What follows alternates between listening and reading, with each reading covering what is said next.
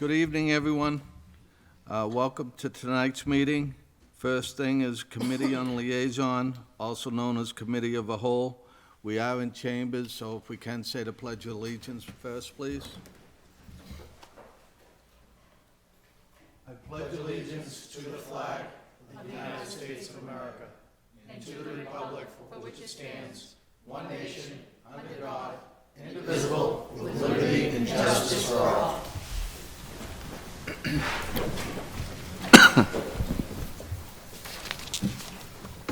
We have three items on our agenda today. The first one is reading and approval of the minutes from March 10th. So moved. Second. Motion and a second, all in favor? Aye. That passes.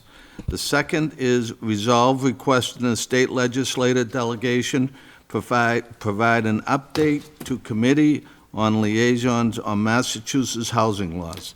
I see we have State Rep. Haggerty and State Rep. Sekulow here. So thank you for both of you coming out in your busy schedule tonight and spending some time with us. So feel free to come to the podium. And any questions from the City Council? Yes, Councilor So Denise. thank you both for taking time out of your busy schedules to be here this evening. I filed this resolve because I think one of the, outside of a certain issue in Central Square that I'm dealing with right now, the number one issue that I'm hearing from a lot of folks is their concern about the constant moving target when it comes to housing laws and the different ways that it seems that are occurring to go past 40B or to sideswipe 40B to kind of go over our zoning laws. And that, you know, we saw that with the folks that came down here and let us know their thoughts on the MBTA 3A. We now have the ADUs. There's also some concern that, you know, 40B might be next in terms of moving a community like Woburn, who's been fairly responsible and proactive. It would also harm us. So the reason why I wanted to do that is to open the line of communication with our legislative delegation, just to make sure that we're all on the same page, especially when something comes up on the Hill that might adversely impact Woburn. So I appreciate you being here, but if you have anything to add, I think those are some of the issues. And Sure. I know I sent an email to the delegation to let them know where my mind was coming from when I filed the resolution. Well, I'm happy to just kind of give you just a snapshot, kind of some general comments, I guess, and then, again, happy to answer more specific questions. Certainly, the MBTA communities legislation was passed 4 years ago now, I think, signed by Governor Baker, largely, I shouldn't say largely, entirely implemented by then Secretary Mike Keneally under Governor Baker. Has been adopted now, I think, by like 177 communities, essentially. And I understand your concerns on it, and I've sat in the seat you all sit in now, so I get it. And I was somebody who I thought worked really hard to try to meet a lot of our new growth goals, and somebody who worked towards making sure that affordable housing continued to be available for people in our community. During my time here, we lived through some of the lessons that North Woburn lived through with Santullo's Hill, which became Woburn Heights, or the West Side, the West Side project over by you. We dealt with being under our 10% mark during those years, and how we were susceptible to people coming in and, in some cases, putting housing where we didn't think was a good fit. And after we learned those lessons, we made some decisions about trying to be really, really objective about how we got to above our 10% mark. And that's why we aggressively put in place a lot of different housing options throughout our city, whether it's smart growth at the Woburn Mall site, friendly 40B that we worked on off Presidential, Shannon's Farm that we worked on up off of Lexington Street. We did all of those, increasing with Councilor Campbell from 10% to 15% the requirement for folks who are developing in our community for the number of affordable units that were going to be put in place. All of those steps, a housing production plan we put in place, all of those steps over those years were aimed at getting us above our 10% mark in order to kind of protect the city from people coming in and putting developments where we didn't want to see them. And so with regard to your question, I guess specifically on 10%, I haven't heard that. I haven't heard that push. I would think that in my role I would. Now, there's 10,000 bills filed in the legislature, 190 of which are in my committee. So I'm sure that there's some ideas out there with regards to different housing options, but I haven't heard that piece right now. Thank you. Thank you. Councilor Mercer Bruin. Thank you, Rep. Haggerty, and Michelle, thank you for coming down tonight. The MBTA Communities Act is not something just that Woburn had concerns about, but we specifically had concerns because it seemed like nobody at the State House paid attention to the work that you just mentioned. Unlike many communities that surround us, we did do the work, and it just got ignored. It was a one-size-fits-all, which seems to be a lot of what we see these days coming out of the State House, present company excluded. It's disappointing, and it's discouraging for the residents of this community, and some others, I dare say. So I understand the need to get more housing, but again, I feel like the hard work and effort that this city put in got completely ignored by everyone up on the Hill. Again, present company excluded. I A think- one-size-fits-all should not be. Yeah, I get it, and I understand where you're coming from. I think the hard thing from the state's perspective, and I think, I struggle with this as well. There are times when we're 351 cities and towns, and there are times when we're one state. And our economic success as a state is undoubtedly tied to our housing market and the challenges we face there. So that is the balance, right? I mean, I'm somebody who wants to try to do everything I can to protect local control, while also recognizing that we need to make sure that people have a place to live. We're definitely in a housing crisis. I don't have to tell any of you, your constituents call you, they call my office. When I was first elected, I never heard from anybody on housing issues. Now, a day doesn't go by, not just because of my current role, but because of the situation, I think, within the state. Sam came into my office, and on the front page of her presentation was Woburn's housing crisis. So we're not, alone in this situation, but we're also not free from it. We're dealing with it. So the challenge of not having somewhere for people to live is real, and the economic challenges that come with that. If people don't have a place to live, companies won't come to Massachusetts. If companies won't come to Massachusetts, we've got a major competitive disadvantage for our long-term economic growth potential. And it's a major issue. I mean, I just want to be really clear about it. And it's something that I think drove Governor Baker then to sign some of the housing changes that took place. I think it's driving, in part, Governor Healy. I think it's driving the legislature. It's a big piece of it. May I follow up? Yes, Thank you. please. I understand that it's an issue, but what I don't understand is why we're not trying to actually solve that problem. What we see that's going to be built is high-rises and apartment buildings. When we need housing, yes, but we need a variety of housing. That's not happening. That's not happening. Ask any 20-something that's out there trying to find their first home, or 30-something that's trying to find their first home. There should have been more proper planning to have much housing, a variety of housing, and again, that's not what we saw. That's not what we're seeing. And I think the city's done a great job on that. And trust me, I'm with you on that piece. I mean, I think that the reason we did the townhouses at Shannon Farm are a classic example. The reason why we changed a lot of the zoning at the Jelly site when we did that, we tried to incorporate both higher density apartments, but also did townhouses as another piece of that. We were trying to kind of create a mixed option for particularly baby boomers who were retiring. Yes, we trying did to- our, and trying we to did, free we up, did. We did. Yeah. This city did.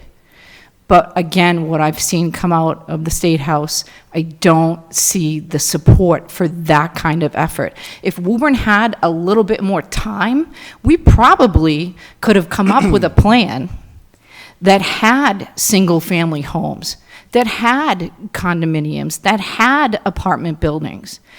But instead, we were forced to follow this deadline and not have the appropriate amount of time. So again, present company excluded. Those are my thoughts. They're not new. I know you know that, Rep. Haggerty. I've been saying this for the better half of 3 years. So Yeah. I do appreciate you coming down, and I do appreciate anything that both of you can do for us as we figure out how to support this housing that is coming our way in a tidal wave. Thank you I'm both. just going to jump in a little bit and just say that I appreciate your frustration, and I really do think that this unfolded in a way that was more, as you said, a one-size-fits-all. This was done under the Baker and Keneally administrations, and they didn't take into account all the work that Woburn had done. I know that we tried at the time to advocate exactly for that by pushing back when the regulations were being developed, and they really just wanted to roll it out, as you say. But presently, we have a brand-new housing bond bill, or relatively new. We also have, the governor convened a task force and developed a Housing for All plan that tries to look more comprehensively at the different types of housing. And it's certainly our hope that as they begin to implement the funding from that bond bill, that they will provide for more flexibility so cities and towns going forward can build other things besides just high-rises. I will also say that one of the benefits of building some of the multifamily is that you'll see seniors and downsizers moving out of their single-family homes. That should ease the burden on young people looking to start off in a new home. I too was a municipal official before being elected at the state level and worked in a community that built a lot of senior housing. And what we saw is that about 2/3 of the people that moved into that multifamily housing for seniors vacated single-family homes within the town that the new housing was built in. This was in the town of Hudson.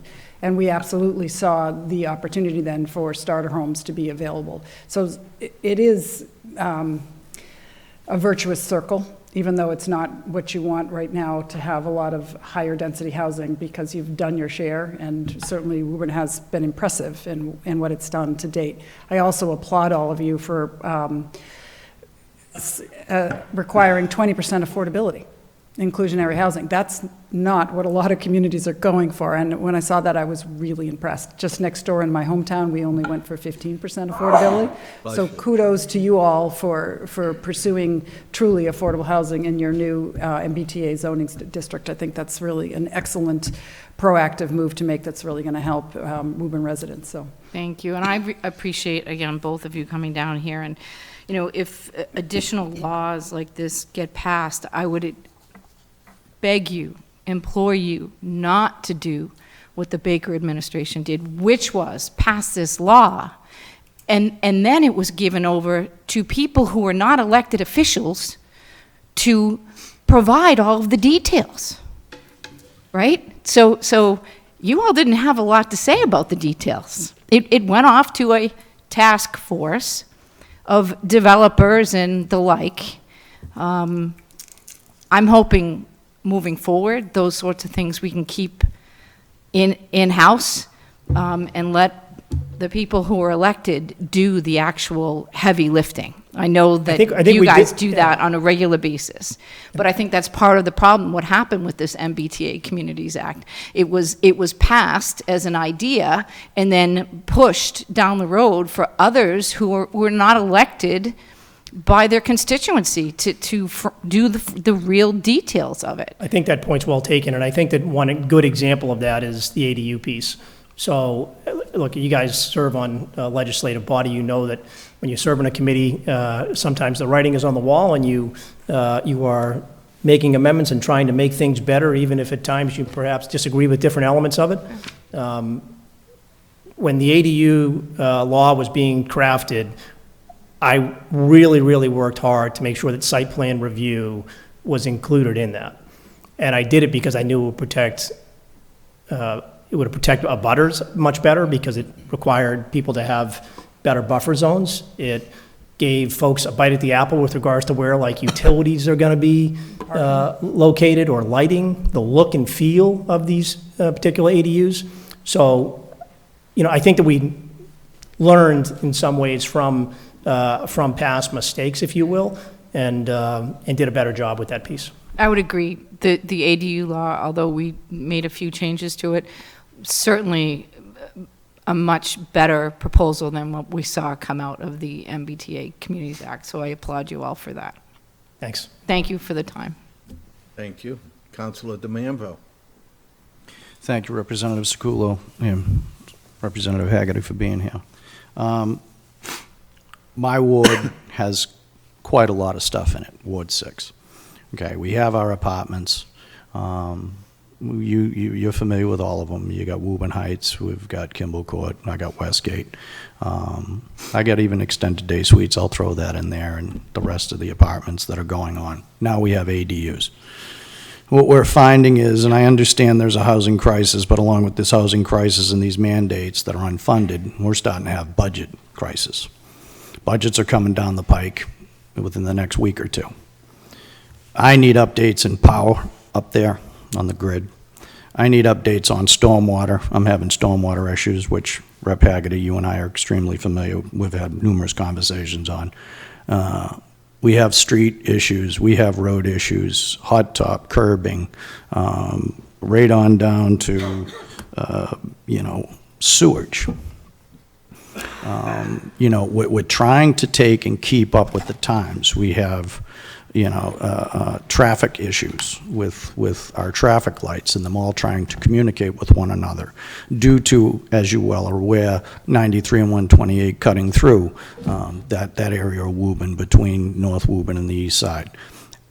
With all of the industry, on top of all of the apartments and the density and the traffic and everything else, the wear and tear, we're finding it extremely difficult as a city to maintain and keep up with the demands that just keep piling up. And then on top of that, we have ADUs. And I understand that ADUs were somewhat vetted a little bit better than the MBTA 3A, but it's in its infancy stage. That shell hasn't even cracked yet. So we're not sure what's going to come out of that and what our population is going to increase to, as well as how many children are going to come out of these apartments, these ADUs, so on and so forth. I have been struggling for 15 years up in North Woburn to get a new elementary school.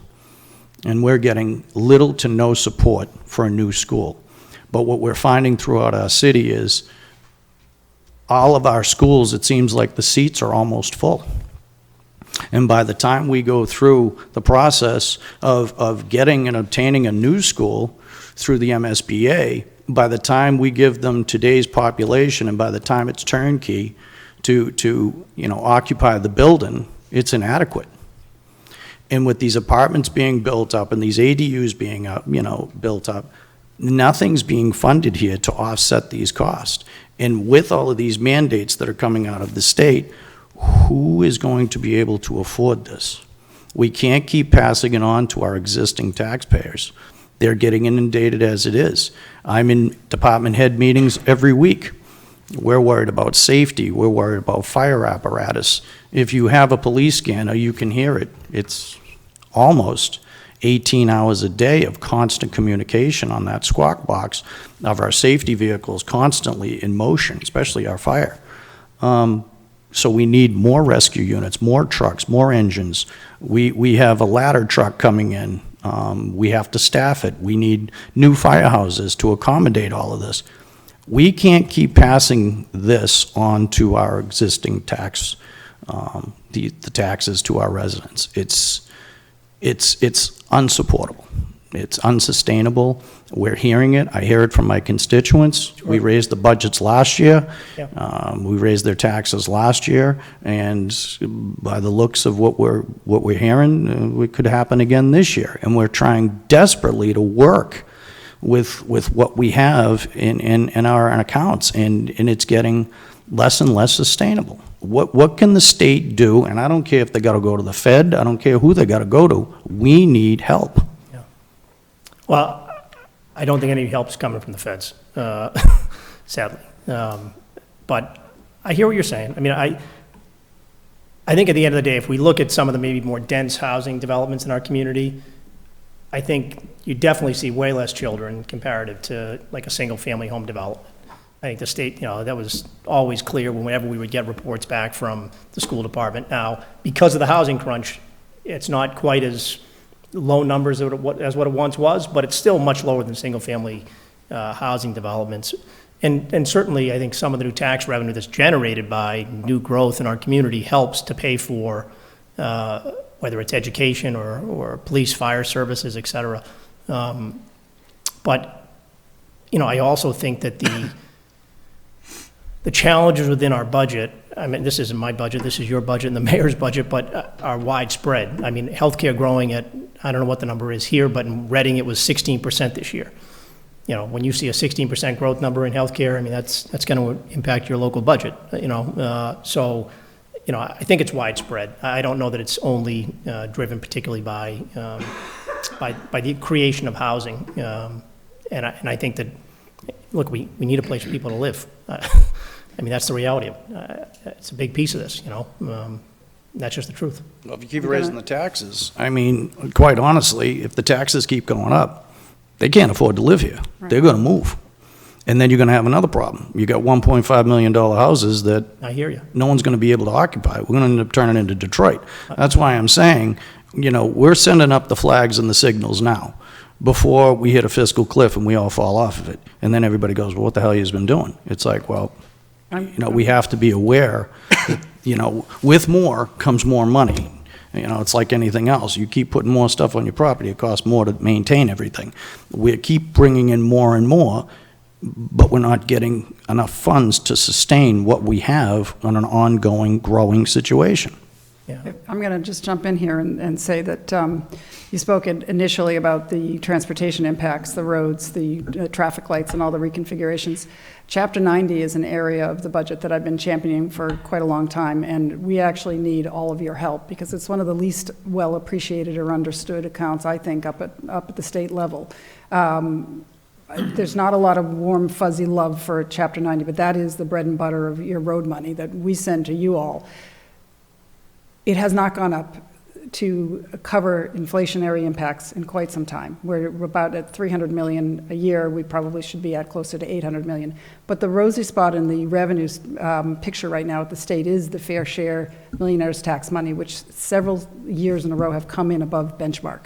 So that is for transportation and that is for education. And so we have an opportunity there to look at those accounts. But quite frankly, we also need some advocacy at the municipal level. I work a lot with the MMA on this, and we've held some events up at the State House to try to build awareness of how valuable and easy to use the Chapter 90 formula-based funding is for cities and towns because it doesn't have a lot of red tape.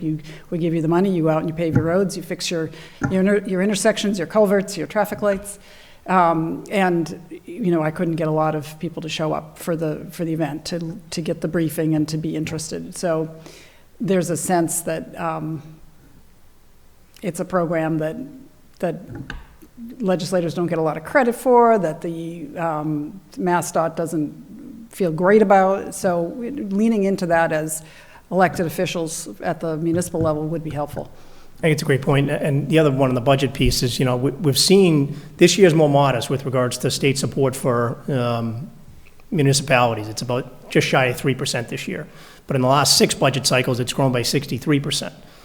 So, you know, we're being a little bit more careful, I think, this year because of what's going on at the federal level with concerns about, you know, federal cuts generally speaking, which I'm sure you guys are all watching as well with Title I and some other areas, Medicaid funding that impacts our schools and the rest. But we've seen really healthy growth with regards to state support, particularly the last 5 or 6 budget cycles.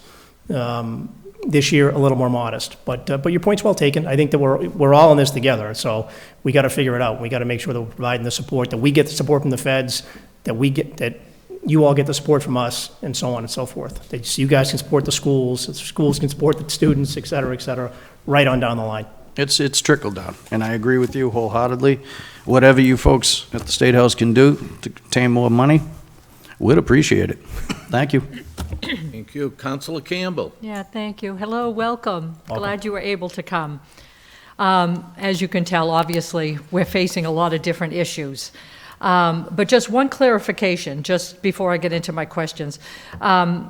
Michelle, you had said that Governor Baker, it was more or less saying that it was his fault for this Affordable Housing Act. He did start it, but Governor Healy went ahead and moved forward, and then the legislature did pass it in 2024. So I just want to make sure that was clear.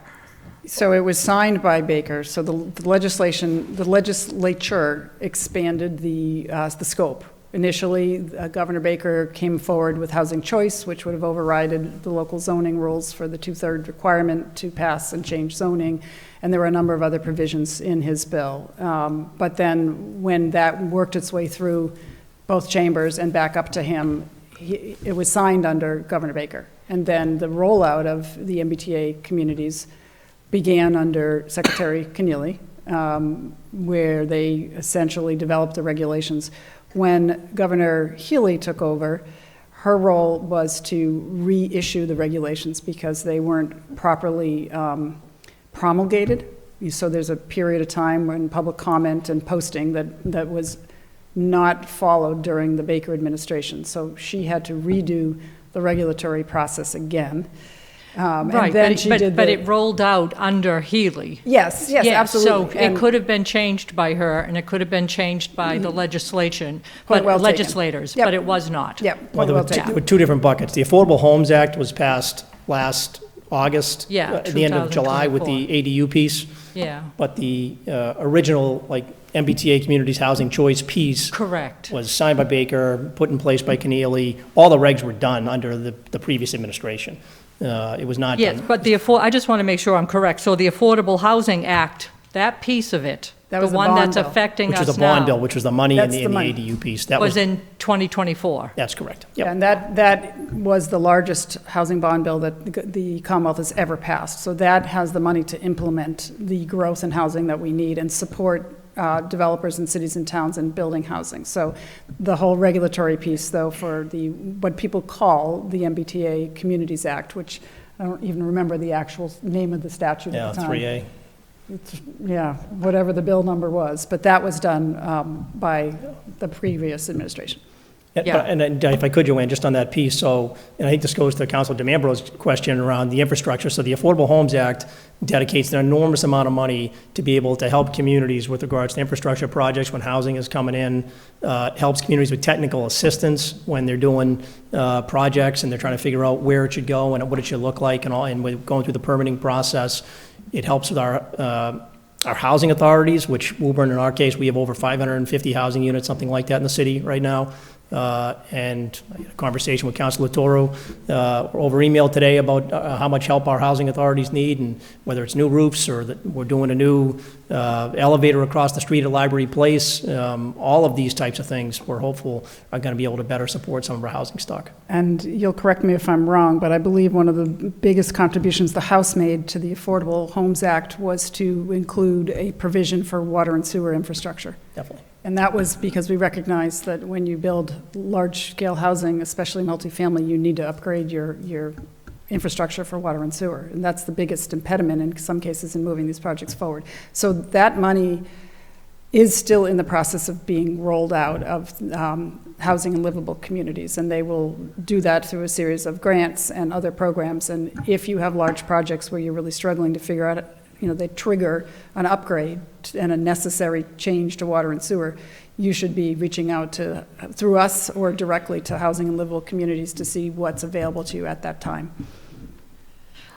So to get on with the other questions I have, so Safe Harbor, as we talked about before, Rich, we worked together on it to get to the 15% originally from the 10, which was a lot of work. I mean, people did not want to budge on it at the Got time. a lot of pushback at the time, I remember it Yeah, well. so my concern, as in what Councilor Demers was saying, so many things are changing, and the one-size-fits-all. Everything is just, I know it seems like the easiest solution to do because we're such a large area, Massachusetts, 350 or 351, right, cities.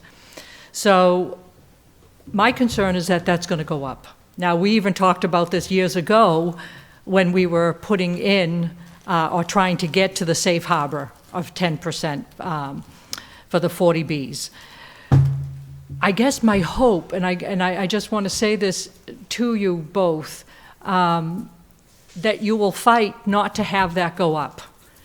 We worked extremely hard as a city council to get to our 10%. And there were many reasons for it, but for it to change just like this, with the signing of a pen, just diminishes completely all the work that we worked on. I understand your concern. It's, in some ways, it would be punitive, because it would actually adversely impact the communities that did what the state encouraged us to Absolutely. do, which was to create affordable housing. Yes. So your point's well taken, and Councilor Demers' point is well taken on that, and I hear you. I haven't heard, candidly, any discussion of that from either the legislative side or from the governor's office that I'm aware of, so. I just hope It's not that to say you'll there's go not to some piece of bat for legislation I haven't us. seen, but, Go to bat for us and say that you need to keep, if Absolutely. the areas, did what they were supposed to do to get to the 10%, that they should not be penalized. we should be putting more pressure on the people who are under their 10% mark. Absolutely. Well, yeah, but that's them. We did what we had to do. I couldn't agree more that it would be punitive to. No offense to Lexington, I don't know where you guys are, but. No, we're above we're in safe harbor already as well. And in fact, we passed a very large MBTA Communities Act and have about 1,100 units in the pipeline. Yeah. We passed a zoning that was 4 times the required amount, and then ironically rolled it back to something that was still compliant, but not quite as large, because we got so much new housing all at once. Because we've been doing the planning, like Woburn had for years, and moving forward with efforts to make sure we were actually building affordable housing.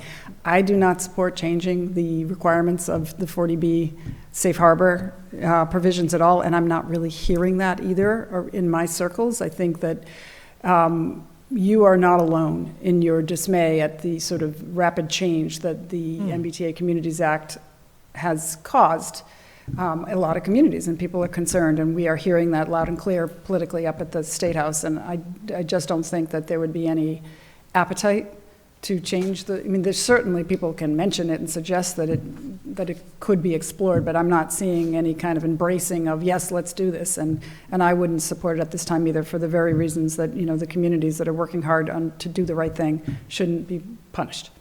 Yeah, you can understand our concern with the Absolutely. ADUs, the MBTA Communities Act. Our It's a lot. hands were tied, really. Oh, I get it. It's a lot. Yeah, which was disappointing. But I see, I have the, let me see, I had a couple questions on, well, okay, I guess I wanted to bring this part up. So I guess to me, I see a flaw, and I guess I just want to bring it in front of you. So how a bill works, and please correct me because I'm not up there, a bill comes forward, it starts to move through the process, and I'm talking about ADUs in particular. So that came through, you voted on it, and then it was sent to the Office of Housing and Livable Communities, and for the guidelines and regulations and all of that.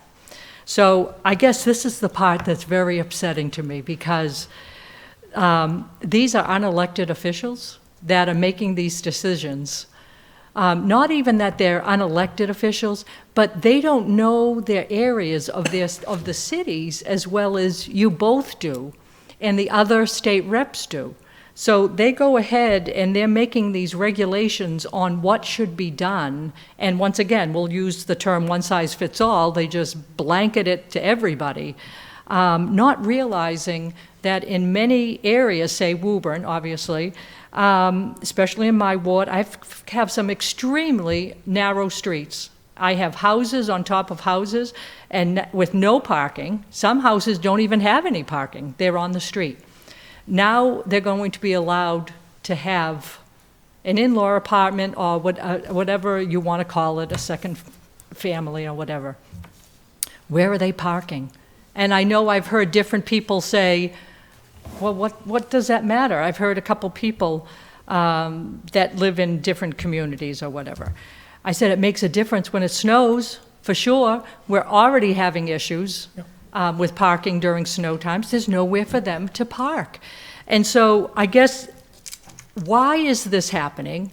And how can this be resolved? I'm sure it's not easy. I understand that.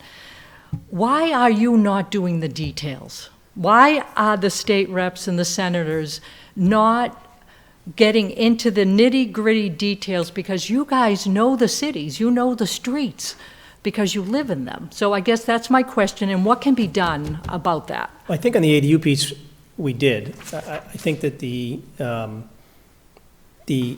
addition of site plan review was a huge piece of that with regards to allowing kind of communities to be able to make their own decisions.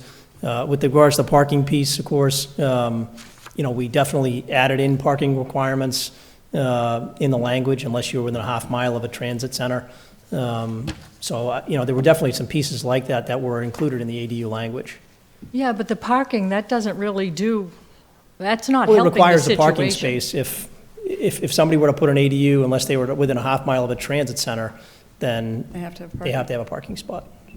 So that was a good thing, I thought, that, But is it one on the property, or is it one for the street? I'm not quite sure on that. I think it's off-site It's on the park. I think it's property. off-site parking. I don't know the exact language in front of me, but I think, Off-site parking? yeah, I think it's off, Yeah, okay, so I guess that's my concern. As you know, Richmond, Yeah. Porter, no, there's no doubt about it. I mean, in a lot of communities, not that I want to, kind of pat down ADUs, but, ADUs were legalized in Lexington many years ago, Reading many years ago, Stoneham many years ago, Winchester many years ago, Wakefield many years ago.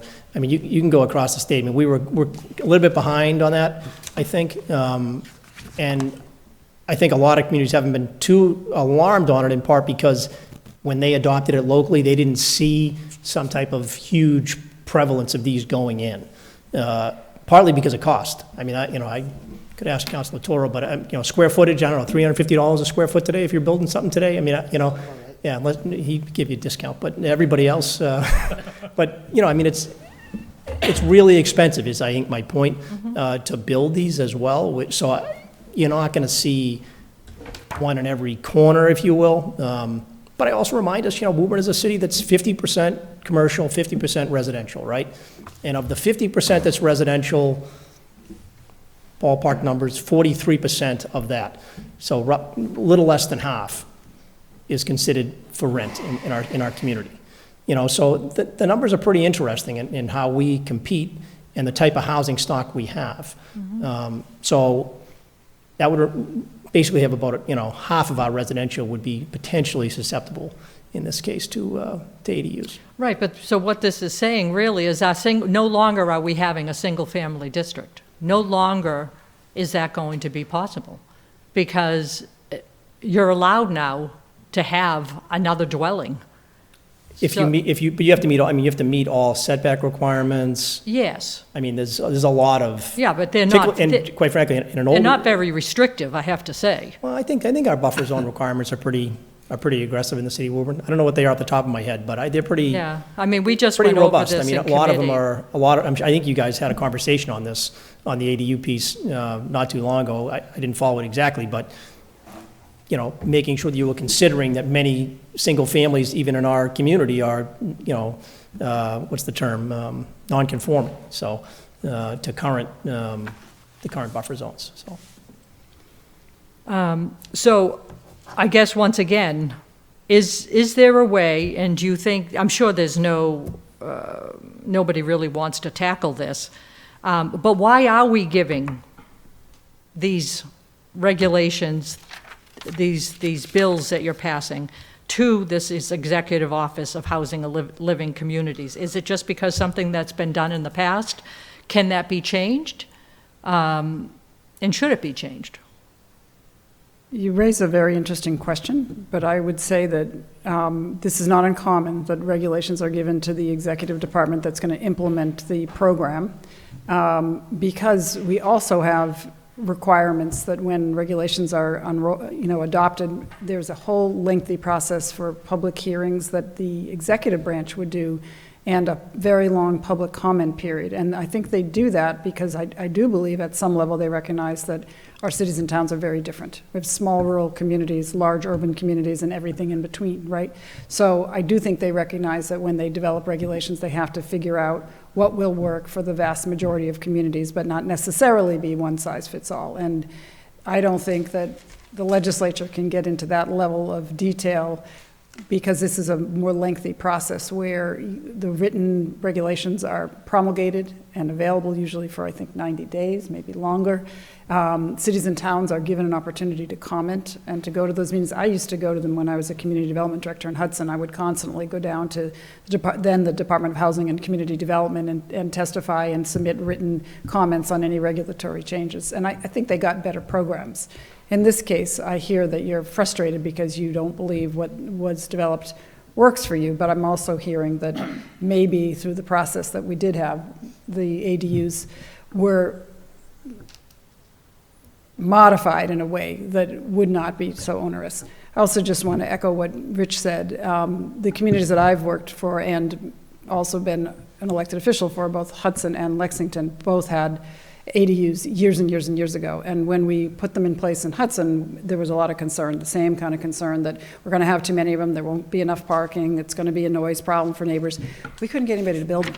That we saw almost none be built. And the same thing happened in Lexington. We went back and modified the zoning rules to make them a little bit larger to try to encourage more people to build them, because we were really seeing them at the time as ideal for a caregiver, for an adult disabled child, for someone right out of college that wants to have their own space and still live near mom and dad. There's a whole slew of reasons why you might want a smaller unit attached to a bigger unit. If you need support, you're working parents and you have children, you might need support, a nanny or something like that. I mean, there's many, but especially where we have so many seniors aging, we're seeing a lot of seniors that they want to be able to stay in their home, and they need a caregiver. And the opportunity to bring a caregiver that could live next door to them is really ideal. So hopefully, I'm really interested in your feedback on this one and to hear how it is working for Woburn. Are you getting a lot of applications? Are you getting inundated, or are there not many? It's my hope that what you'll get will just be the things that truly meet the need of your residents and not something that's going to be a burden on the community. But I'll be interested in your feedback. I hope so. Yeah, I hope so too. So, thank you. So once this is given to the Office of Housing and Livable Communities, they make the regulations. Does it then go back to you for approval, or is it done at that point? No. Goes to the governor for approval, I Yeah. think. That's the- Okay, so now there, right there might be something that maybe in the future, that could be something that could be looked at, where it goes back to you guys to look at, to say, okay, I know Woburn, I know Lexington, or I know Hudson, I know these areas. I don't think this is going to work. Can we do X, Y, Z? I think your point's well taken, and I do, again, I think we did a better job on the ADU piece, because we included so many more pieces and got really into the nitty-gritty in a way that wasn't done prior. Yeah, not the first one. The first one that came down, That's what I'm saying. the second- first the sec- ADU that came down was not good at all. I mean, it really strapped us. The revising, I'm saying the overall language, so. yeah, but the revisements that recently have come, because many cities have complained, it has changed, and it is better. But yeah, I am hoping. HLC, what you're saying, HLC listened to some of the community feedback? Yes, Okay. correct. And they changed. Good. They changed it, I don't remember how many times Attorney Salvardi said they changed it.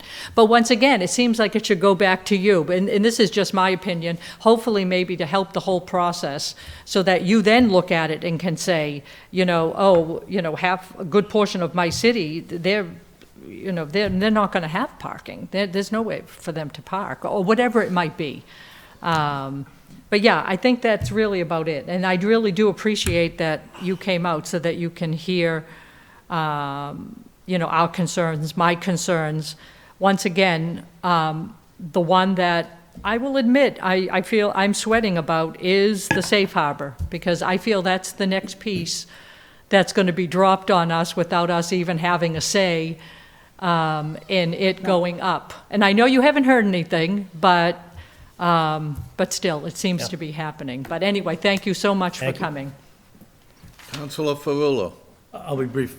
Just to Joanne's point about the way bills travel, I spent the last 5 years of my life fighting police reform, and I learned a lesson. It's not just, housing was done much better than police reform was done. And the civil war between East and West Massachusetts that's been created because of police reform goes to exactly to the point that Alderman Campbell, Councilor Campbell said. And you've done, in my opinion, a much better job on housing than we did on the battle of East and West police reform and decertification and stuff. So that's just editorial comment, and I'll end it there. Thanks, Counselor. Councilor Demirs. Yeah, just to circle back, I think, you know, we can sit here and debate process, we can sit here and debate legislation, the political process, all that. But I think what a lot of people are frustrated with is that the goal of this legislation in 40B, or all these other housing bills that are coming down, is to create more affordable units. And the general public is not seeing that. They're not seeing affordable rates. They're not seeing the ability where, oh, yeah, you could get an affordable unit, but, oh, sorry, you make too much. And then people get worried, you know, then people take advantage of it. You might have one person apply, and then a significant other lives with them off the lease. That's how they can afford to live there. Otherwise, they're not going to have cable, and they're going to be eating ramen. I knew it. I right after our race, Rich, I was out there working for Lyft. I didn't want to go on unemployment.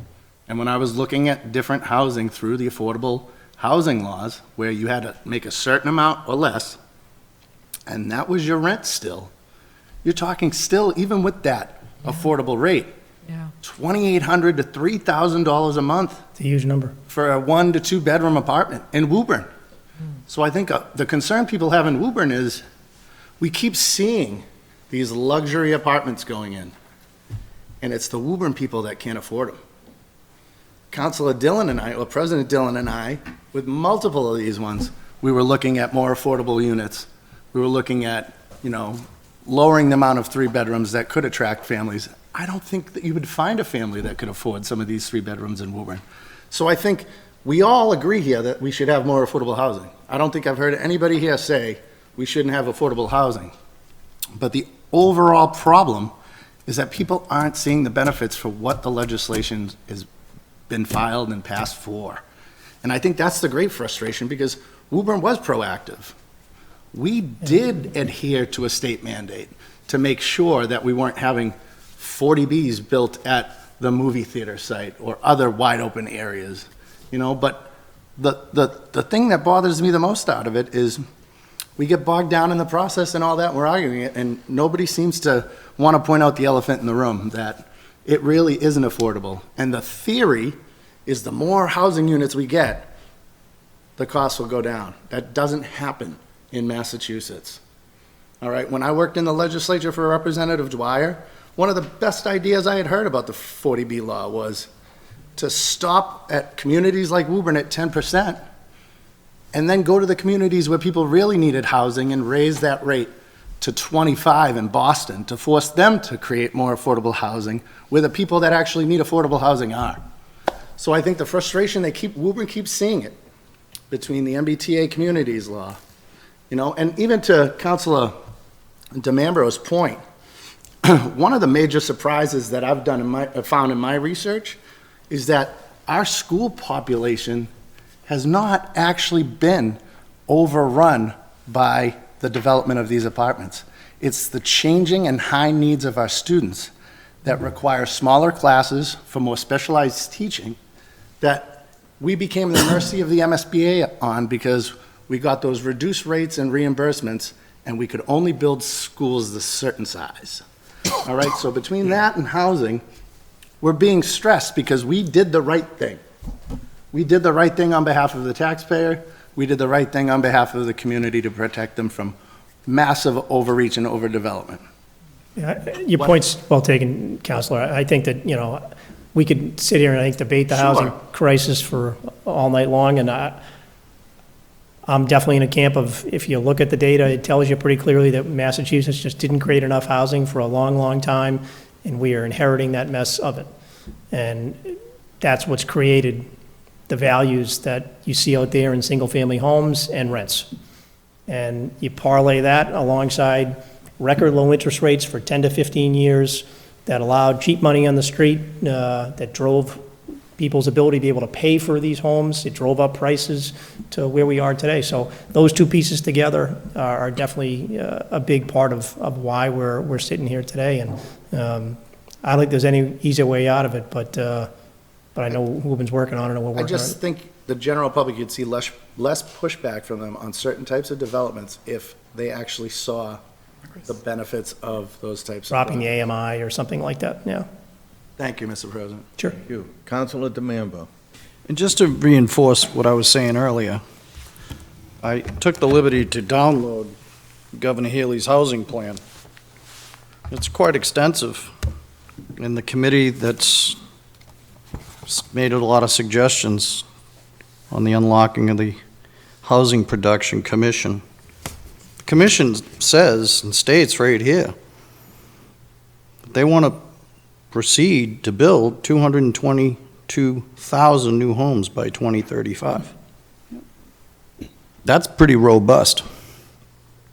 And there's even language, several areas, that says one of the recommendations is to have at least 15% affordable units. So those numbers are going to change. May not be skated yet, but according to yeah, all it's- of this documentation Yeah. that I've been flipping through and reading through Big in the number. last, I know the number really well. that just And- reinforces that we're definitely going to need more help, because if you split up 222,000 units, however you want to break those, chop them up, create them, I don't care if they're even tents, we're going to need help. We're going to need a lot more financial help. I don't know how we're going to do it.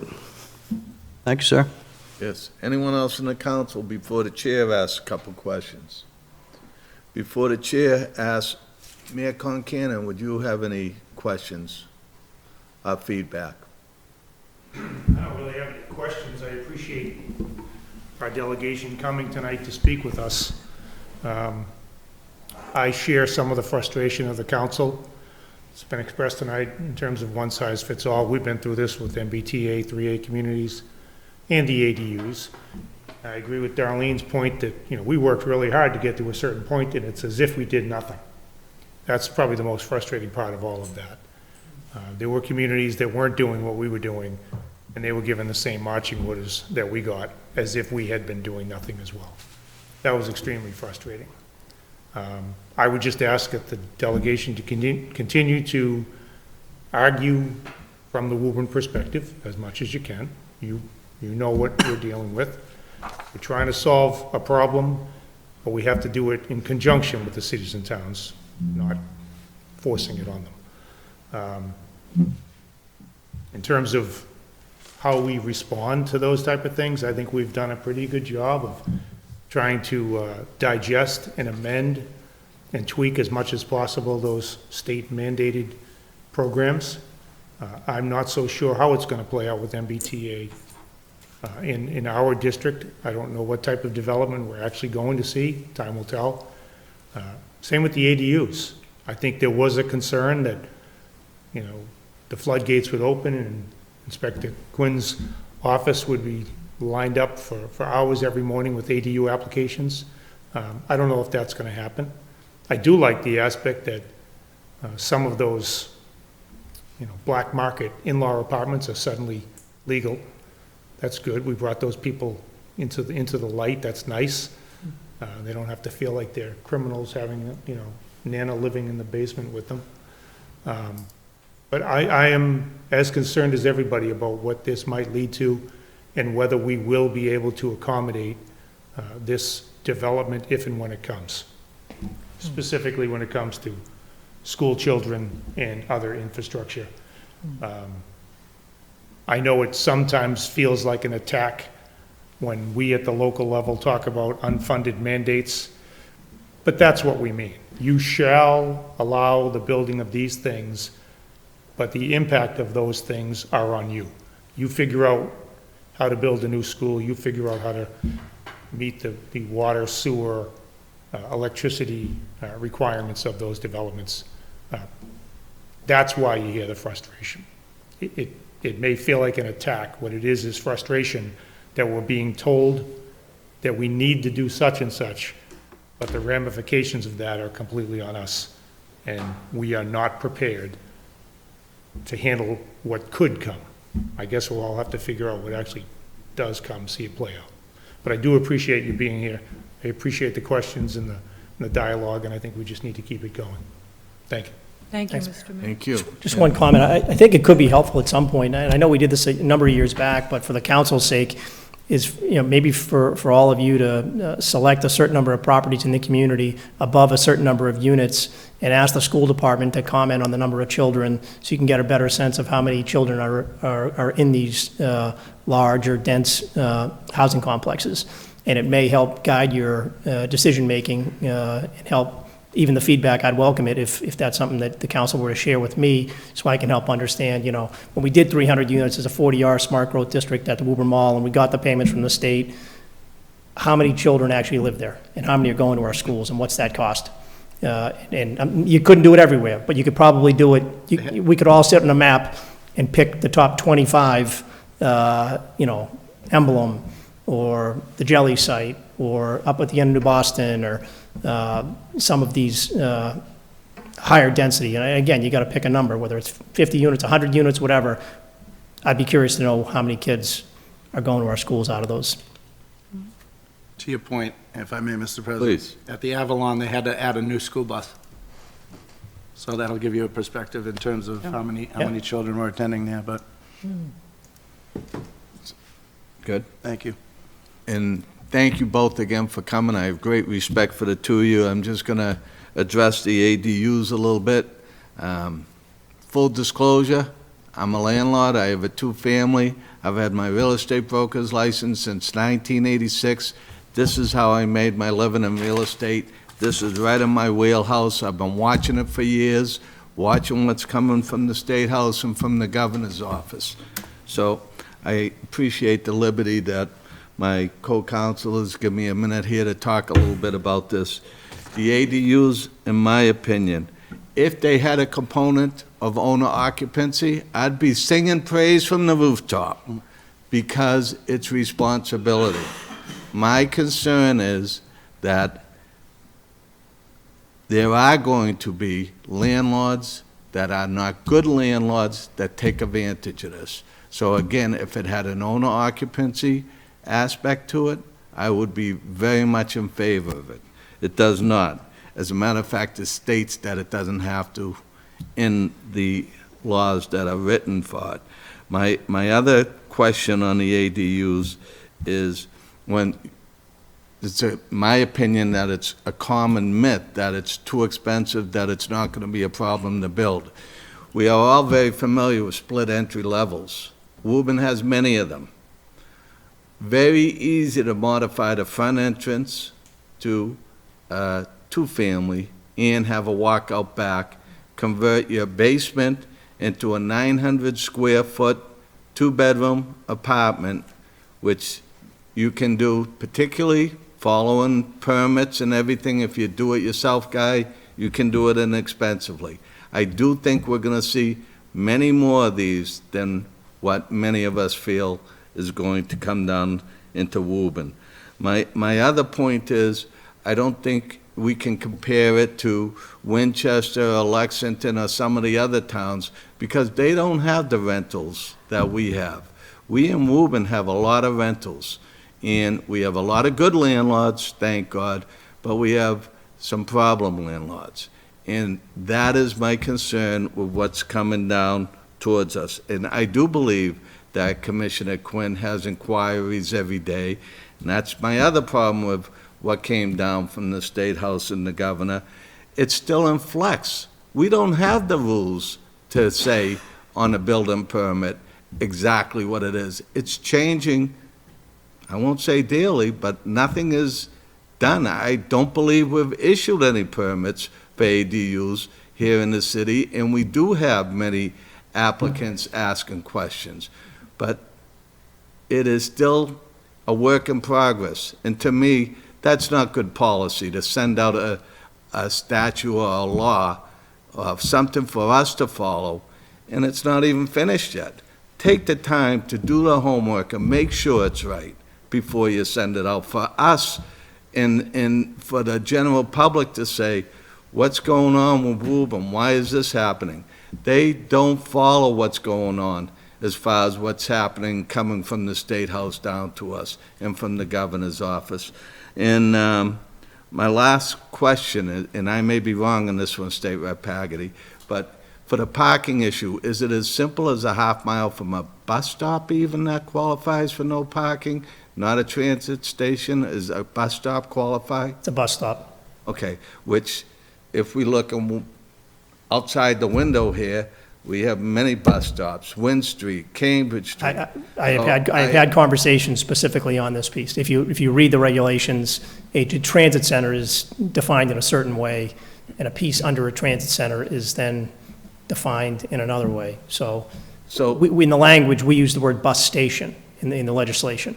Okay, And HLC defined a bus station as anywhere a bus stops. there you go. So So- your point is well taken and, on that piece, you know? And It's an argument again, for us. I hope I'm sounding the alarm for nothing, but I am concerned. Yeah. I know when I talked to Commissioner Quinn, one of his top 3 problems are absentee landlords. And As I said, 43% of residences in the city of Woburn are rental. 43%. I don't think most people have any idea My that that's the point. number in the city of Woburn. It's a huge number. you know. Exactly. Have you guys adopted the ADU ordinance? We're still, Next meeting. it's still in committee, meeting. right? Oh, it's coming out tomorrow night. Yeah, correct. Tomorrow night, it's coming out of markup, and we'll be voting. Because we're not, oh, I'm sorry. Go ahead. No, just as the Yep. chair of ordinance, it came out to pass. There's a few minor clerical amendments that'll be made tomorrow night, but after that, there'll be a vote. And we're voting on something that we may have to vote on again because it may change. Because, again, changes are coming from what I'm hearing from Planning Director Cashel and from Commissioner Quinn. We're still getting changes. So that's my piece on it. But I do appreciate the hard work you do and the support you give our community. I know you work hard at it. So I think. We'll give you one, can you give me 2 seconds just to end on a positive note?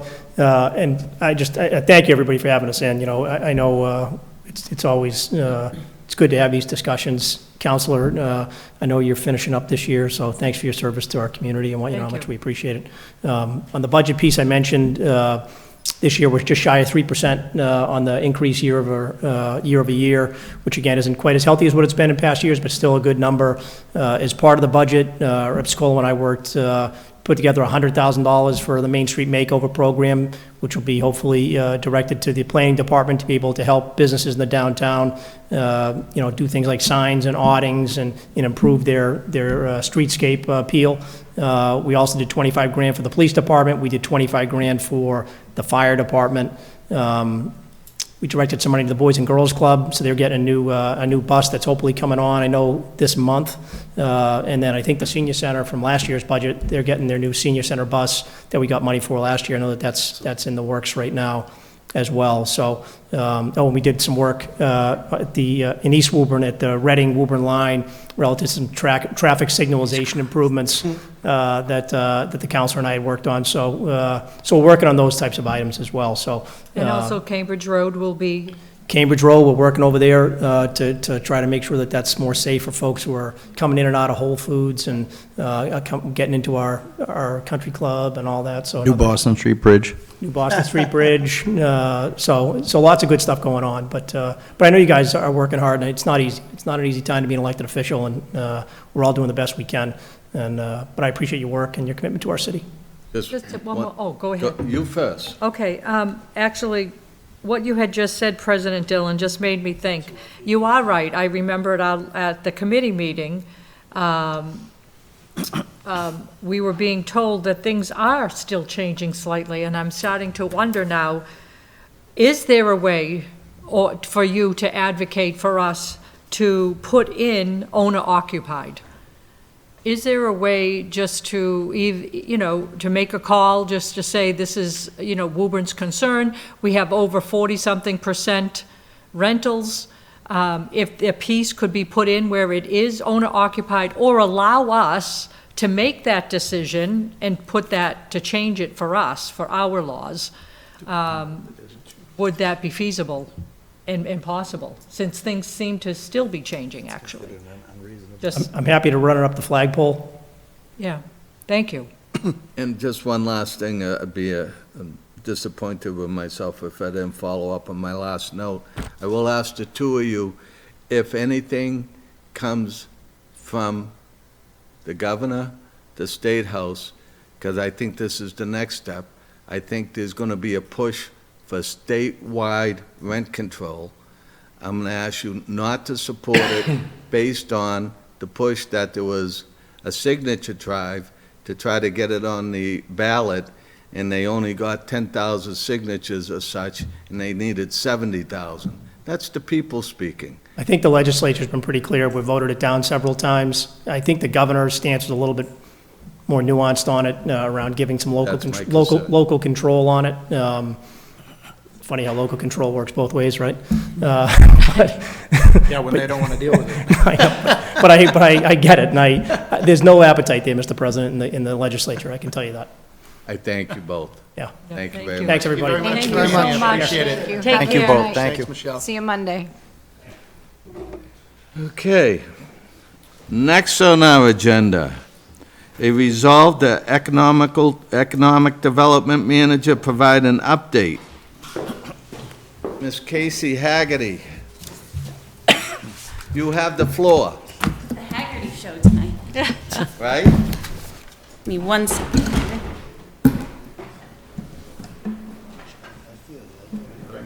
I think so.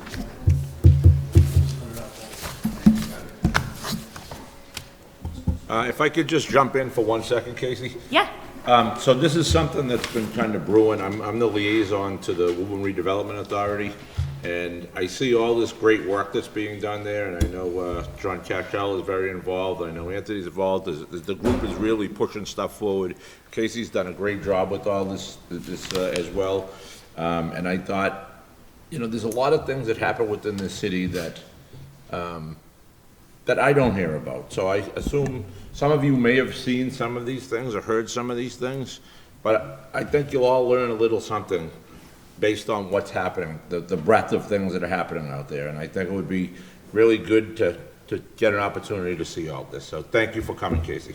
Yeah, thanks, Bill. And like you said, this is a presentation that I've done for a couple different groups, mostly outside of Woburn, different networking groups and business organizations. So it's really new and fresh to them. There's going to be some repeat information for you, but kind of like we ended that last section on, I don't think we do a good enough job promoting all of the good things that we do in the city, so we really should be our own cheerleaders and really promote all of the good work that we're doing. So I'm going to run you through a little overview of kind of what economic development is, go through some stats that are Woburn specific, take a little virtual field trip around the town, and then just go through some other economic development initiatives we're working on. So generally, what is economic development? At the local level, it's really about creating the conditions for businesses to succeed. That includes attracting new investment, supporting job growth, and making sure our community remains competitive, sustainable, and prosperous for both the businesses and the residents. As the economic development manager, it's my role to serve as a bridge between City Hall and the business community. This means helping businesses navigate permits, zoning, and city resources, serving as the first point of contact for a new business, and supporting existing businesses as they try to grow and thrive. And like I said, this work is more than just about growing economies. It's about building stronger communities. A strong economic development strategy grows our job base, broadens our tax revenue, and helps us invest in things that improve quality of life for residents, like our infrastructure, like our schools, like our public spaces. So Woburn at a glance, we all know this, about 13 square miles, a population, close to 42,000, but we have a daytime population of employees, close to 45,000, and that's a really strong indication. It's the general rule of thumb. You'd like to match the amount of employees you have during the day, the same as your population, and that's an indicator that, you have residents for your job, employment opportunities for your residents. This isn't just a sleeper community. And it also is a reflection of our strong tax base, that we have the infrastructure and the buildings to support, 45,000 jobs. We have nearly 3,800 businesses in the city, and that's, from the one person up to the 1,000-person businesses. 48% of our tax base is commercial in FY24. We're a Platinum Bio-Ready community. That's a recognition given to us by the Mass Life Sciences Center. That means that we've done a really good job streamlining our permitting to attract life science companies. And we're also a AAA bond-rated community. That I'm sure you all know that. And that's just, when people are looking to grow or move their business, that's just a strong indication that we have the infrastructure and the resources to support their growth. So just comparing us to some of our peers around us, we're the biggest town our biggest city by population, but we do have one of the most competitive tax rates, both for commercial and residential. All of our neighboring communities have split tax rate, which is a tool to, you can use it both ways to attract residential development and commercial development. But in this case, we're all using our commercial tax rate to offset, the cost to our residents. But you can see that we're very competitive on both sides of the spectrum. Really, Burlington's the only one that comes close to matching our competitiveness. And so, 48% of our tax base is commercial, but only 28% of our land is zoned as commercial. So that's a really strong indication of, how much we rely on this commercial tax base to offset the cost to our residents. 64% is zoned as residential, 28% is commercial, and 8% open space. And just to give you another kind of indication of what our neighbors are up to, really it's just Burlington again that kind of comes close, with 56% being zoned as residential and other, and 44% is commercial. But you can see in towns like Lexington, Stoneham, and Reading, that number is much smaller, hence why the tax rate, is much closer in those communities. So now we're going to get on our virtual field trip. Buckle up. We're going to head up to North Woburn. So we're all, intimately familiar with this area, but, one of the key economic engines of the city is this New Boston Street area. It's over 250 acres. There are 100 different parcels with 84 different property owners. There's 371 businesses, and there's over 5,000 employees alone just in this section of the city. It's mostly zoned as IP industrial park with a really interesting mix of businesses. You have some commercial and manufacturing uses, you have landscape, you have higher end office, some retail supporting amenities, but it's really just a really diverse mix of businesses, and is really just the engine that kind of keeps the city moving. It's largely single-story, single-use buildings, and was developed mostly in the 1950s to the 1970s with a splattering of new buildings thrown in there. And I should have mentioned this, as you all, oops, wrong way. As you know, it's a dead end on New Boston Street. Right now it ends, at the very end. There was a train bridge there, from what I understand, in the 70s that burned down and has been a dead end ever since, which has really made this area pretty isolated. But enter the New Boston Street Bridge. So this is a, $25 million TIP-funded project that's under construction now, nearing completion. It's starting to look more bridge-like. The spans are going over. This bridge will be opening, about a year from now, and this will really, we have the feeling that this will unlock a lot of potential development, just because now you have access from both ends, and it's really, a high-end use. And we're already seeing that, development unfold. You have 425 units under construction at 316 New Boston Street. You have 300,000 square feet of life science lab that you all permitted at 216 New Boston Street. And at 0 New Boston Street, you all permitted 250 units with 1,200 square feet of residential, with retail. So you're really seeing this area kind of activate on its own. And I think, we're working on putting the city in a more proactive position in regards to the New Boston Street area. This is also the general area where you all rezoned for MBTA 3A. That's 53 acres, to the east of New Boston Street. I'm sure you're all aware that Massport put out an RFI, a request for information, for, soliciting ideas for potential redevelopment or reuse of their existing space. So just another activity or, another indication that this area is going to be ripe for redevelopment. So to kind of put ourselves in the ready position for all of this development, we applied for a community one-stop grant from Mass Development. we received $115,000 to study this area and develop a proactive approach. You know, this study will help us identify the best land use, infrastructure, and redevelopment that will put the city in the leadership position rather than reacting to individual property owners. And so our goal is to really, you know, build an area that aligns with our economic development goals, our infrastructure goals, and really the long-term goals for the city the city-wide. And so this type of proactive approach is relatively new for the city, so we're really excited to get this started. We have a really good team of consultants that were assigned to us from Mass Development. So RKG is our lead planning consultant, who's a very well-known firm that's done a lot of work. And they're working with Inez and Niche Engineering to do some of the zoning research and infrastructure analysis. And there's a lot of us up at the award ceremony with Secretary Howe to celebrate this award. So now we're moving a little bit east. We have the Woburn Village, which I know you're all very familiar with. This was rezoned in 2019 to a 40R Smart Growth District. It's a 23-acre site that's fully leased. You know, despite the parking constraints that are out there, this area is thriving. It's the top performing TJ Maxx, Market Basket, and Panera in the state. It's actually the 42nd most visited Panera in the country. So, you know, there's obviously some parking constraints, and anytime you transition from a suburban use to a more urban use, there's a lifestyle change that has to happen that people have to adjust to, but, you know, those parking constraints aren't necessarily reflected in the, you know, the business growth. So moving south, the Home Depot site that was rezoned the movie theater site that was rezoned in 2021 for lab and life science was purchased by Home Depot, you know, about a year ago for $30 million.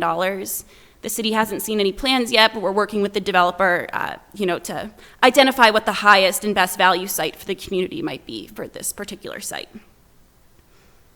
Now we're moving east. The Vale, another one that you all are intimately familiar with, the site of the former Kraft Food Gelatin site. This was permitted from 2019 to 2021. You know, the idea was 197 units of residential, senior living at the top of the hill, and then about 1 million square feet of commercial was pre-permitted along 30 acres of the site. This was this site is listed on the Mass Ready 100 top list of sites in the state. So this was kind of the vision we have, you know, as part of the concept plans that you all approved, and this is what we have today. So we're working with developers, you know, every day, different brokers to try to identify, you know, what the best use for this site will be, and, you know, really get it developed so we can start collecting some meaningful tax revenue from it rather than have it sit as a vacant site. And I should have added, you know, as part of this project too, the city applied for TIP funding to widen Montville Ave and received $3 million of federal funding to accommodate future traffic on Montville Ave. Moving to the west side, we have another TIP project that we've talked about before. This is a realignment and safety improvement project along Bedford Street and Cambridge Road. It will create dedicated bus parking, bike lanes, dedicated turn lanes that will really improve the traffic flow in this area. You know, it's accommodating a little bit more of the business area in Burlington to the west, I guess, but this will really just help flow throughout the city. This is a $3.5 million TIP-funded project that's had a couple of slowdowns because of stormwater constraints in the area, but is still scheduled for summer of 2026. Also on the west side, we have our newly unveiled Battle Road Memorial area. This was funded from a $30,000 grant from the Mass Office of Travel and Tourism. The mayor was able to form a 250th committee along with Councilor Viola and Kathy Lucero as the chairs, and we were able to, you know, really turn an underused area into a tourist destination. We have a beautiful monument, some interpretive panels. The seating is now in. The grass is growing. It's no longer a mud pit. So we're just really excited and proud of this project that, you know, commemorates Woburn's contributions to the battles of Lexington and Concord.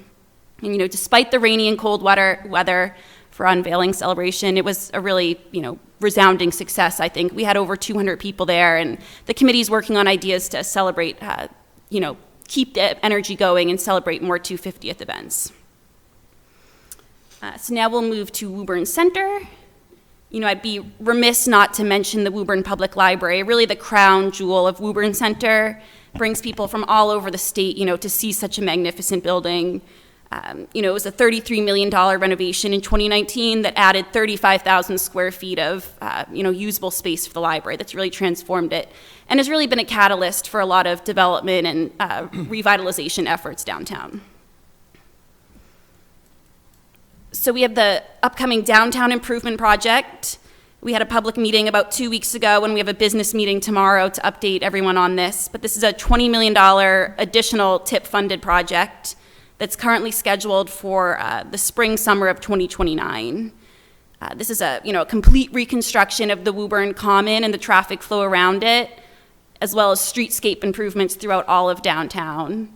Really, the impetus for this project is safety. This particular intersection out here is crazy to drive through, and it's not safe for drivers, walkers, or bikers, or transit users. So this is really a once-in-a-lifetime, or once in 3 lifetimes, as John would say, opportunity to redesign Woburn Center. And this type of redesign will just be a catalyst for economic development throughout the center.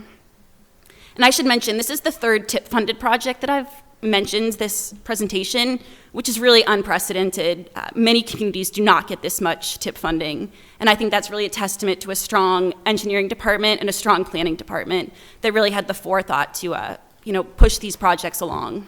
I mean, this project's on the tip before it's even at 25%, which is unheard of, so we're really proud of this and hopeful that it all continues to move forward.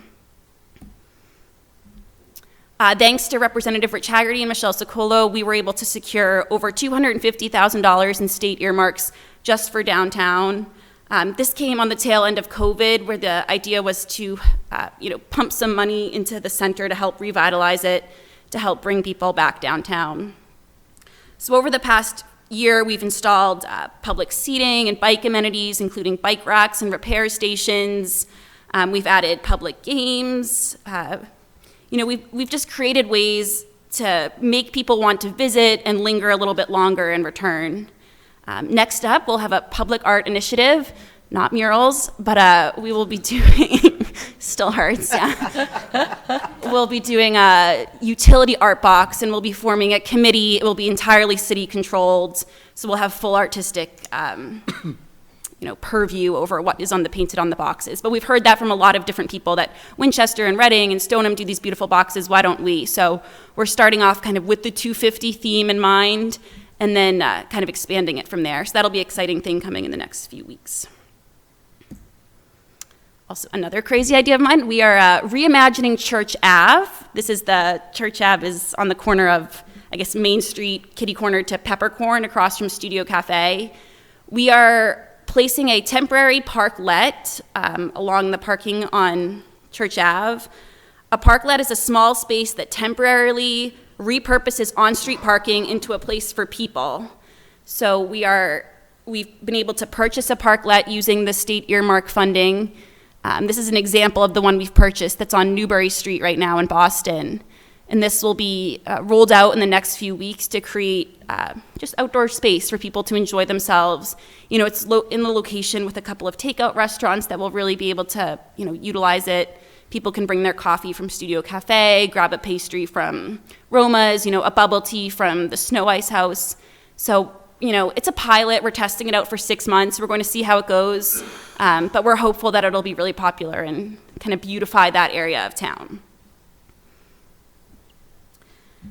Kind of in the same vein as the New Boston Street Opportunity Analysis, we were awarded $100,000 also from the Community One Stop program to do an area plan for downtown.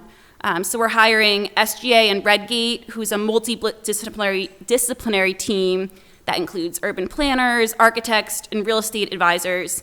And the idea is to kind of really have a visioning process. This is going to be a community-driven process for us to hear what does the community want to see downtown, and what are the current roadblocks from us achieving that type of redevelopment. So we're really excited to get this one kicked off. We had to put out an RFP. We just selected SGA and Redgate 2 weeks ago. So we're working through the contracting now and are very anxious and excited to get some public meetings scheduled. They have some really creative outreach methods and have done this type of work in other communities, and they really emphasize the community engagement piece. So that was a big reason why we went with this firm over some of the other ones. We also have a parking management plan going on downtown. The goal of this plan is to improve turnover of high-demand spaces, and we really need to come up with a strategy to separate long-term parking from short-term parking. That really is kind of the pinpoint with our issue in Woburn Center. It's not necessarily a problem of capacity. You can see on this plan, we have 981 spots downtown. It's a matter of moving people and getting people in the right space. So our consultant, we're working with the same consultant who's doing the downtown construction project, which has been really helpful. And they have finished their data gathering part of the project and are now moving into recommendations or potential scenarios. And so we'll be back in front of the council in the fall at some point with potential scenarios for all of us to discuss in more detail. And then just moving kind of towards what's next in terms of industry, this climate tech, green tech, advanced tech, whatever you want to call it, is really kind of the new hot thing. It's expected to grow 8% annually through 2030, and the state is investing $600 million into this clean tech industry. They really see this as the next thing for Massachusetts. Now that life science has slowed down a little bit, climate tech is the new big thing. And Woburn has really become a hub for these green tech companies. Time Magazine in 2024 put out a list of the top 250 green tech companies in the country, and Woburn had 5 of them. So 2% of the companies on that list are Woburn-based companies. And these people are doing incredible work. I mean, I've had the pleasure of going to some of these buildings, and it's just the most unassuming thing, and then you walk in and there's pits and there's molten metal, and there's little cars driving around. Like, this is really kind of the next thing. And Woburn is one of the founding members of the Middlesex Three's Advanced Technology Working Group. So we're working really hard to attract this type of company to Woburn and the region. It's a real ecosystem that will help, all of these places thrive. And, this is the type of industry, when we're looking at the new Boston Street opportunity analysis or other commercial areas, we're looking at the zoning to figure out what can we do to attract something like this, something that's high value, low impact for the community. And just some other initiatives. In 2023, we were designated as a PACE community. You all voted that in. That's a mechanism for property owners, commercial property owners, to receive low interest financing for climate improvements or sustainability improvements. In 2024, the Executive Office of Housing and Livable Communities designated Woburn as a housing choice community, which is a very prestigious designation that opens up a significant amount of grant funding to us. In 2024, we were selected to take part in the Massachusetts Digital Equity Program. That's wrapping up now, but that was a $100,000 grant from the Mass Tech Collaborative to create a digital equity plan that will then open up more funding, for things like improving Wi-Fi at our public housing, hire digital navigators to work at our library and senior centers. This was an important planning step that will then allow us to really move forward with those types of initiatives. We're a green community.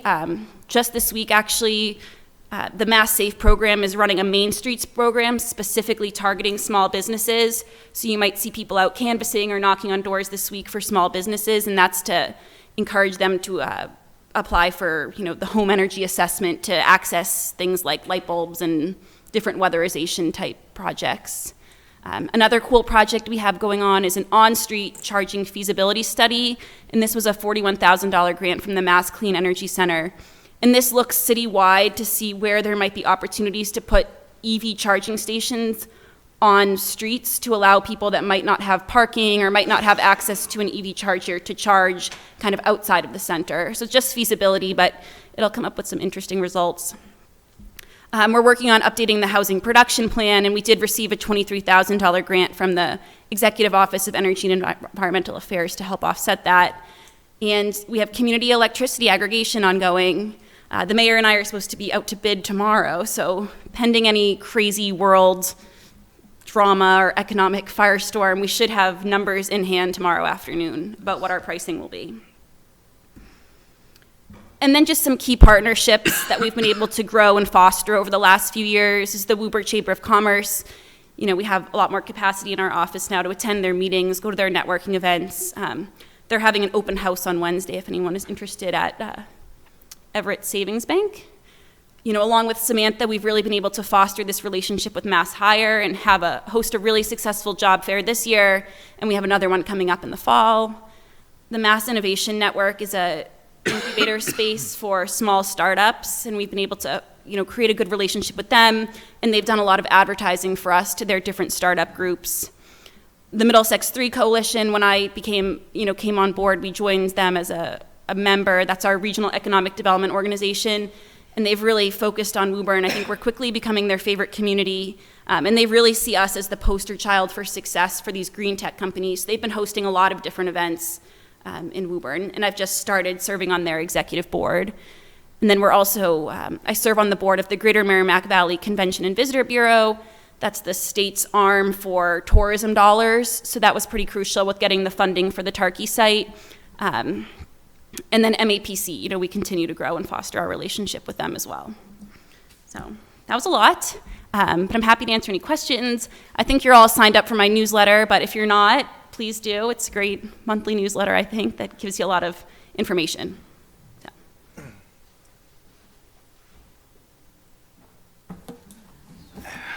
Thank you, Casey. That was excellent. So I'll ask the first question. When do you sleep? I think I get a little more sleep than Samantha, but Right? You've been busy. yeah. Questions? Councilor DeMam. It's a nice job. The New Boston Street opportunity analysis. How long do you think that analysis is going to take? And when are we going to see the results so we can read it and weep We or budgeted, celebrate? we budgeted 9 to 12 months for it. Just 'cause it's going to be a really in-depth study of infrastructure, market demands, and our existing zoning. So we hope to have a plan, you know, soon. But we will have many community meetings throughout the whole process to, you know, so it won't be a surprise when the plan comes across your desk at the last minute. So it's almost in line with the New Boston Street Bridge Yep. grand opening. And the reason why I ask is, as you're very, very well aware, that area is going to be extremely active, probably within the next couple of years. And it would be nice to see what we can strategically do to get it right, because I agree with you. You know, these darts that you just fall out of the sky and we have to scramble to try to make it work and happen and this and that. And we have a whole hodgepodge of stuff down there. It would be nice if we had some sort of advanced technologies down there, so on and so forth, and a master plan for that area. Finally, once and for all, you know, because we haven't had one probably since its inception of, to your point, in the 50s all the way into the 70s. So I am looking forward to that plan, and hopefully I will get the first draft along with you. Absolutely. Thank you. Councilor Mercer Bruin. I couldn't figure out how to turn my phone off. It's new, so I'm putting it in there. I apologize. Casey, nicely done. Thank you. Gosh, some of those projects, it's so great to see that some of them are finally coming to almost being done. Some of them have been around for a long time. They take many years.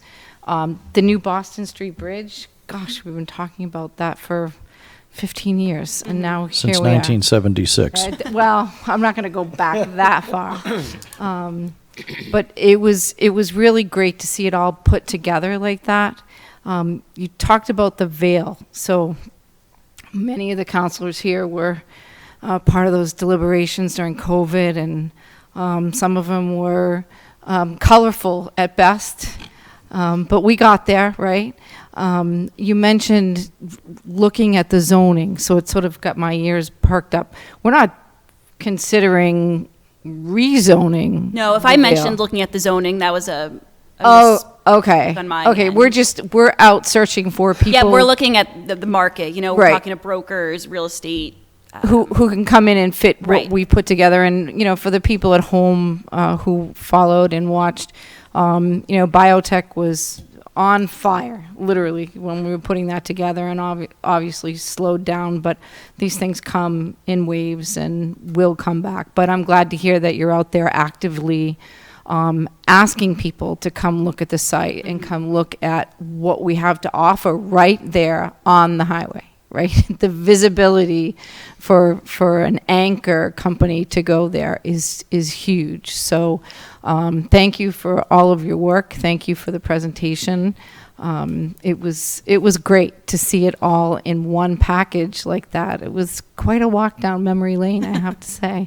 It's very exciting too. Very exciting. Thank you. Thank you.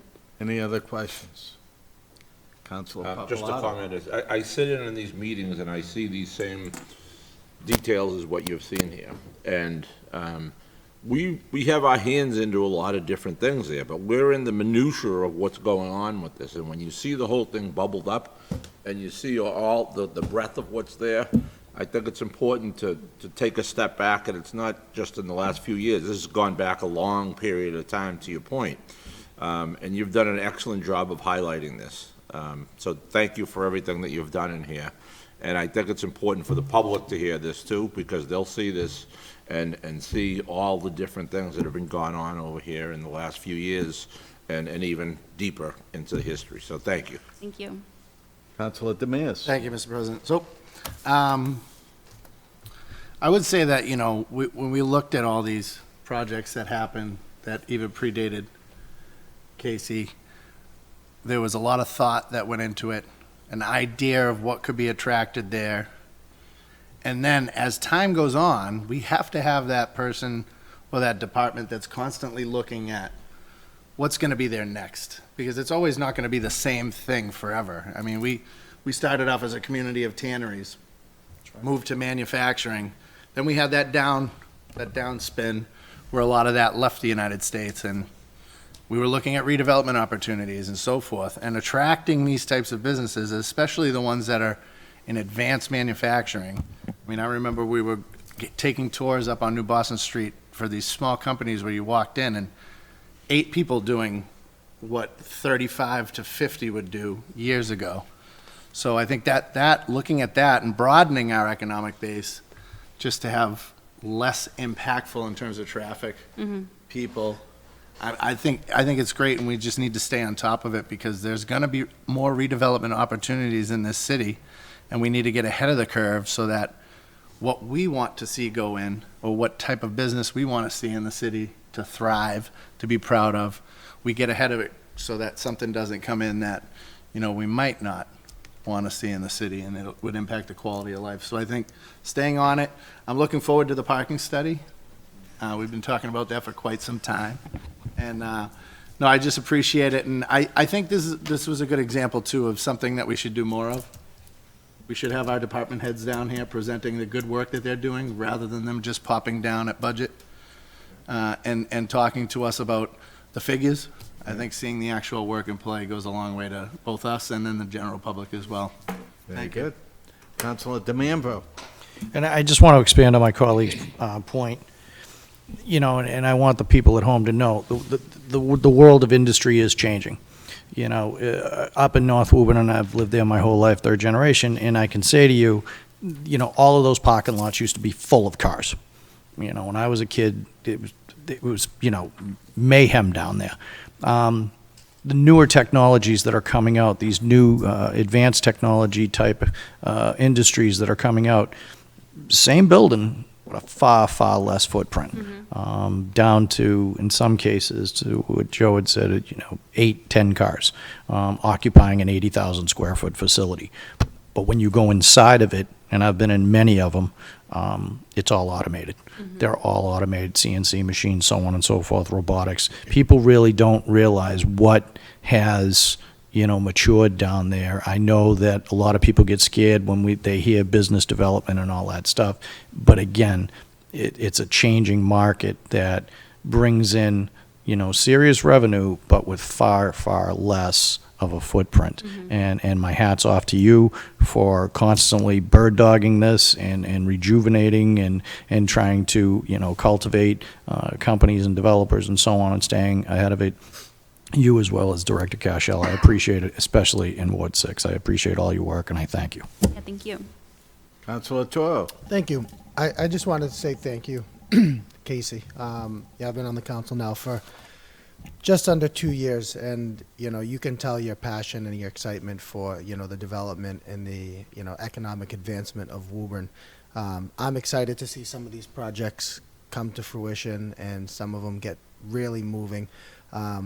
You know, and also with some of the additions to the Woburn Redevelopment Authority with Anthony and Doug, coupled with some of the existing members, and I had coffee with Anthony last week, and he shares some of the very same excitement and passion that I think you do, and I'm excited to see what, you know, you all will be doing together with obviously the support of the council, and I'm sure Mayor Concannon's office. I think the downtown Woburn, the development of the city in general, with how attractive it is to just businesses and residents. We see it all the time, you know, how popular the city is.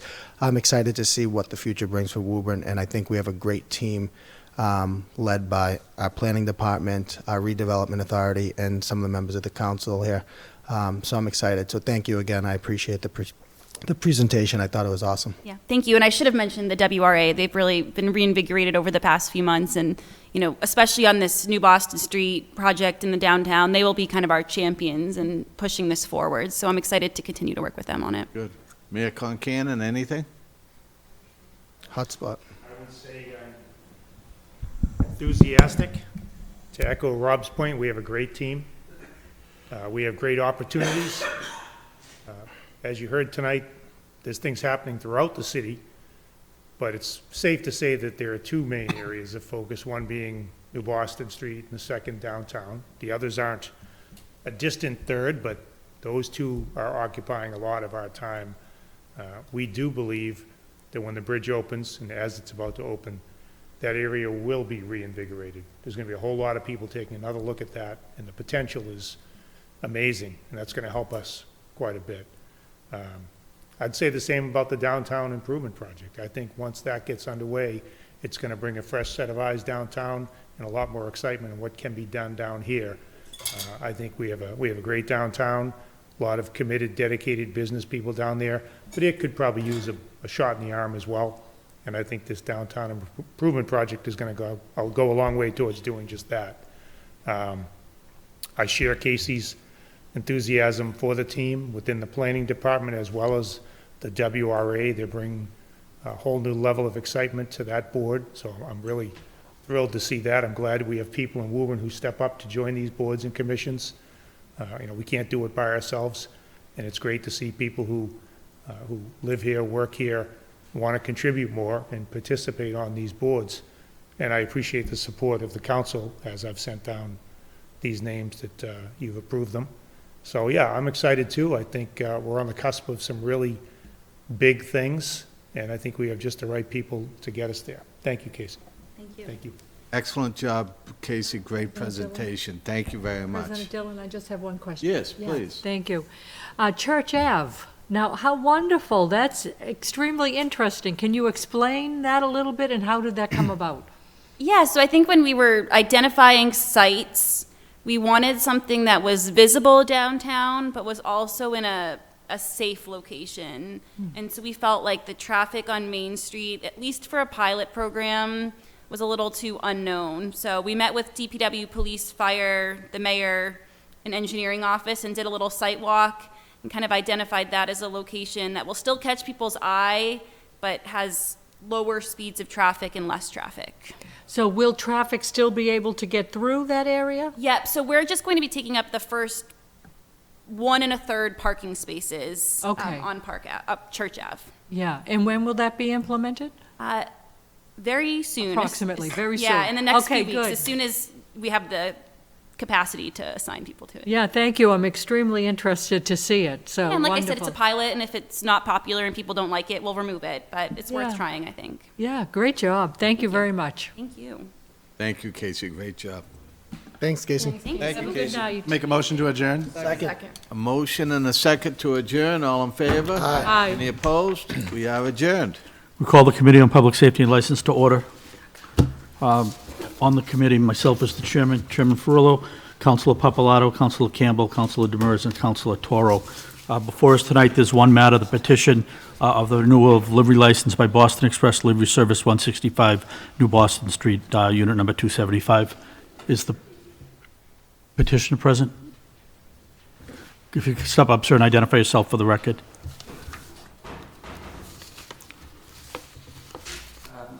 My name is Curtis Brown, and we're Boston Express Livery Service and Mass Bay Tours. Nice to meet you, sir. On the application you filed on April 15th, you put 3 vehicles Yes. that were licensed at the facility. A recent site visit showed up maybe 7, 8, maybe 9 vehicles, including big buses and stuff that are parked in They're your not parking. our vehicles. That's our neighbor in the building. So those aren't yours? No, they're not registered to us. And Okay. Do you know the name of your neighbor's? yes, it's Boston Luxor Limousine and Boston Luxor, Luxor, Transportation. So you only have your 3 vehicles and everything else is, Yeah, okay. 3. We received a concerned citizen, It's a but that's mistake. fine. Yeah, I guess that's one of the pictures. Yeah, that's what we have. Anybody else on the committee have anything to add? I think you probably have the paperwork for this. Are all 3 of those vehicles registered in Woburn, I'm assuming? Those 3 are, yes. Yeah, the one that- I haven't run the others. We acted just on it, like Councilor DeMambro and myself. And we just assumed based on where they were parked and where the vehicles were. That being said, I'll entertain a motion. Make a motion that the petition for renewal be sent out to pass. Second. All in favor? Aye. Motion passes. Motion All to- set, sir. Thank Okay. you. Thank Sorry you to make so you wait much through for all that. coming. Thank Motion to you. adjourn. Second. All in favor? All in favor? Aye. Aye.